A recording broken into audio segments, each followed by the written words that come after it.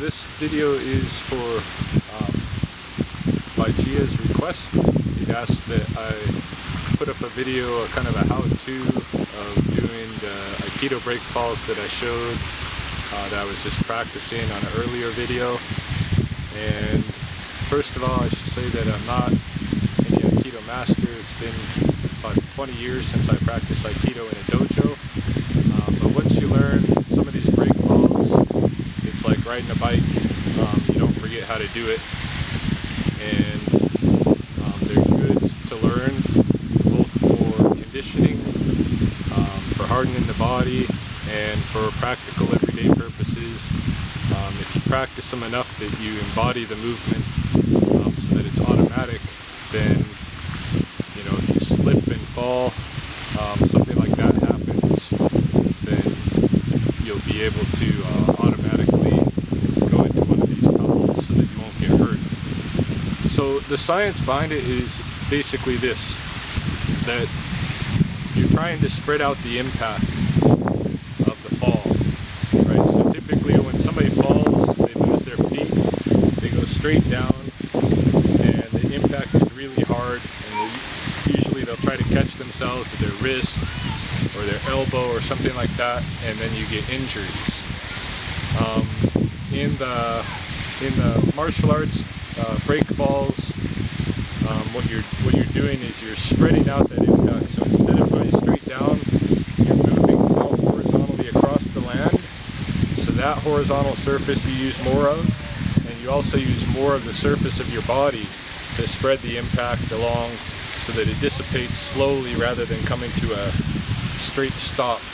It's kind of the difference between, you know, running into a solid wall and kind of, you know, skidding along the outside of that wall. You're going to be hurt more if you smack straight into it. So falls I'm going to show you are just, you know, the real basic. Actually, there's just two of them I'm going to show. There's the fall that you use if you're going backward, either straight backward or backward to the one side or the other. And then there's the fall that you're going to use if you're going forward, you know, either straight forward or to one side or the other. And sometimes even if you're going backward at an angle, you can use the forward roll. You just have to turn your body to go in that direction. It's probably safer than trying to do the backward roll, because the forward roll gives you more of that horizontal across the landscape. So anyway, the first one is the backward roll, and it's the easy one. And all you're doing in this one is you got to put one leg, make sure one leg goes behind the other. Right? So if you're going straight backward, it doesn't matter which leg goes behind the other, either one will do. And then you're spreading the impact over your arms. And if you're going straight backward, typically you're spreading the impact, you know, up your back side, and then slapping the ground with your arms to dissipate the impact. If you're kind of almost straight backward, you might hit the ground with one arm first and then the next. You'll see this with Aikido practitioners. You know, if you go on YouTube and look at what they're doing, if they clothesline, you'll see them go straight back and slap their arms, one arm and then the other as they're going back, and their bodies won't even touch, it'll just be along their arms and shoulders. Whenever you're going backward, you want to keep your head tucked in, because you don't want to bang the back of your head on the ground as you're doing it. So one leg goes behind the other, depending on which way you're falling. If you're falling backward this way, you want your right leg behind. If you're falling backward this way, you want your left leg behind. Falling straight back, it doesn't matter. So the straight back fall, basically, just do it on both sides, right? So here's the right one.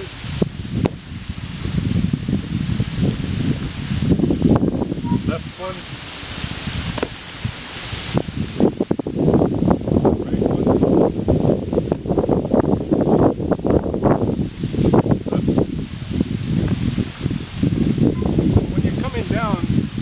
You're actually coming on the thigh and then up the back, right? So you're coming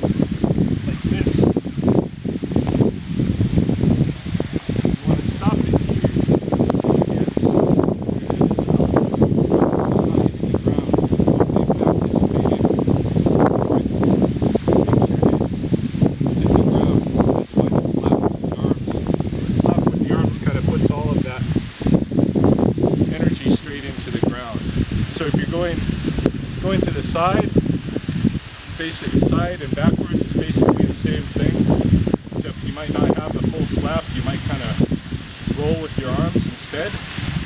So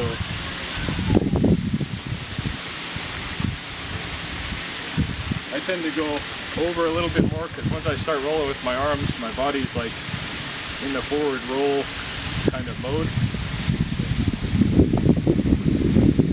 That is ideal. I went one arm, then the other, and one leg, then the other. Same thing with the other side if you're going back. That's the ideal fall in that direction, one side or the other. Now the more difficult break fall is the forward one, but it's also the one that's gonna hurt less. So if I have an option, you know, it's gonna hurt less once it's practiced well. So if I have an option, I'm gonna use the forward roll instead of the back, because the back, you can't get that much momentum across the land going backward. But forward, if you're getting pitched, you can get a lot more momentum. So that momentum across the land helps dissipate that impact. So on the forward rolls, the way I remember being taught was to start on the ground. Right? So you start from a kneeling position, right? And what you want to do is you want to move like this, depending on which kneel you're at. This side you go with your left, this side you go with your right. And basically you want to impact the ground, rolling over your shoulders, coming down the other arm, and then down at least one leg. And if you're really good at it, you'll get both legs. You'll do one leg and then the other, just like the backward side roll. So this is how it looks, right? You're going to go in like this, kind of kick off so that you're moving forward, like that. Right? On the other side, same thing.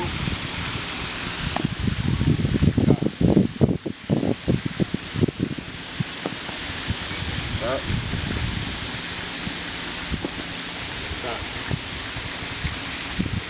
Once you get to where it's feeling good on the ground level, then you can move up. And when I was training, I didn't have anything but in between the ground level and fully standing practice. And we had tatami mats, which are a Japanese mat, and they're really good for practicing on. If you have mats available, it's probably best to try learning with a mat before you try learning on any other surface. If you don't have a mat, find the softest grass surface you can find to try to learn it on. Right in here where I'm doing it, there's not really a soft grass surface. There's lots of roots under the ground and it makes the ground really hard. So this is not the preferable place to learn it for the first time. Go out on something soft. But basically when you're doing that second one and you're going higher, some people will have a partner, you know, sit in front of them like this, and they'll practice rolling over that partner. And the way that they'll do it is they'll catch their one hand on the back of the partner and then they'll just kind of roll over their back like this. But like I said, I never did that, so I'm not going to really demonstrate it. I'm just going to show you from the ground to straight up. So when you're straight up, the movement is the same as it was when it was on the ground. You're rolling like this, right? Whatever leg's behind you, that's the way you're turning, like this. You want to keep those arms kind of circular, right?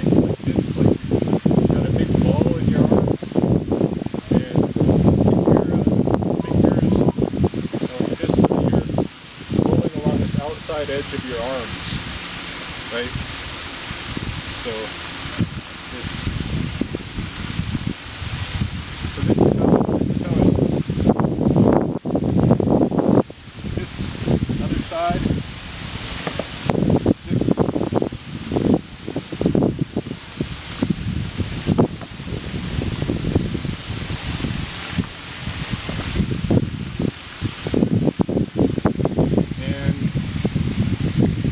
starting from a standstill position, it's a little bit harder on the body than once you get moving. So what I like to do when I practice is do about 20 of them, right, left, 20 of them in a row, and keep the momentum going. So I roll, stand, and while I still have momentum, I'll go into the next row. That way it's spreading out across the Earth's surface as well, and there's less impact. And it's good cardio exercise, good body hardening exercise. So I'll show you just a sequence of a couple so you can see how you can keep that momentum rolling.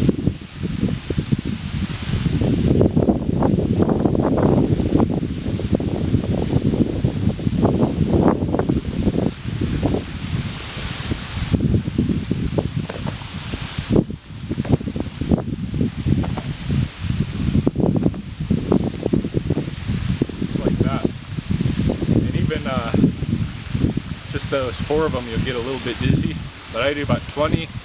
By 20, you're getting plenty dizzy, and you want to just stop and get your head back before you do another 20 or so. And it will get the lungs working and the blood running, and good cardio workout, good strengthening of the body workout, and get that movement really ingrained into your system so that if you have a fall or if somebody throws you, you'll be okay.